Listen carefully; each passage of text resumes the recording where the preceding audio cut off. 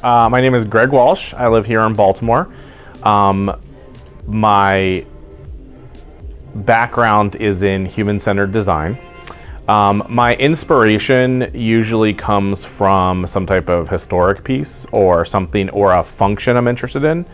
One of the things that I really like is sort of that adventure kind of clothing that people used to wear to go on big journeys and trips.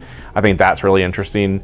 In the same way, I'm really interested in sort of future garments, like what people will wear when they travel in space, or what astronauts wear.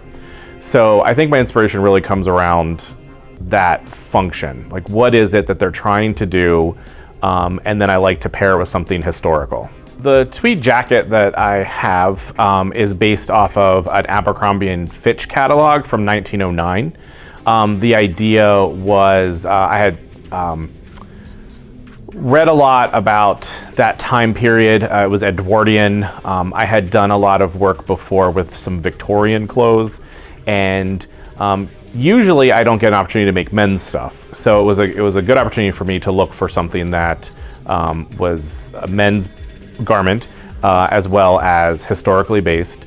So I focused on a jacket, but I made a story behind it, and I think that's what's important. That's one of my parts of my process, is that this jacket, in my mind, was designed for Teddy Roosevelt to go hunting a creature called a snallygaster. And so a snallygaster is this cryptoid that apparently lives in Frederick, Maryland, that Teddy Roosevelt was thinking of skipping going on an African safari and instead going to Frederick to hunt the snallygaster. So I imagined, what would his jacket look like? So that's why I looked for some historical documents, historical catalogs, what the clothes looked like at the time. And then I tried to pick some colors that I thought would blend in with the woods of Frederick, as well as some little pieces such as 3D printed brass buttons. And so that's sort of the story behind that jacket. The dress that I made, that was me trying to sort of channel Mark Rothko, the painter, and Banksy. So if there was I really wanted something that was much more modern than a Rothko kind of dress, like what a Rothko dress would look like. I wanted to add some hood and kind of like an over garment. At the same time, it's pretty classical, which I think is really a fun part about some of my work. I'm really heavily influenced by how the Disney company designs theme park attractions. And one of their key elements is storytelling. And so I will often begin with a story that I want to tell. And that's a cycle of combining sort of research on the topic, understanding, basically creating characters, creating personas of what the people who would wear these clothes might look like.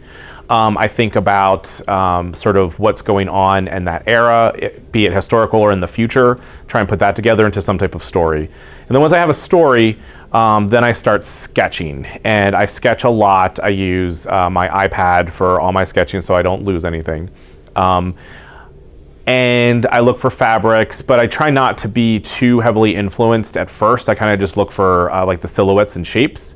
Then I start thinking about like what kind of fabrics I want to use for my pieces. I try to sketch a lot of different versions. Once I have that, then I start thinking about the pattern. The two pieces I'm focusing on in this show I made those patterns, I designed those patterns. And so I look for what's the shape of it in terms of, how do I have to draft the pattern to the person I'm making it for? And then once I have that, I make lots of muslins. And so those are in my collection as well. It's not usually something I think you put into a fashion show, but I just really think that the evolution is just as important as sort of the final piece.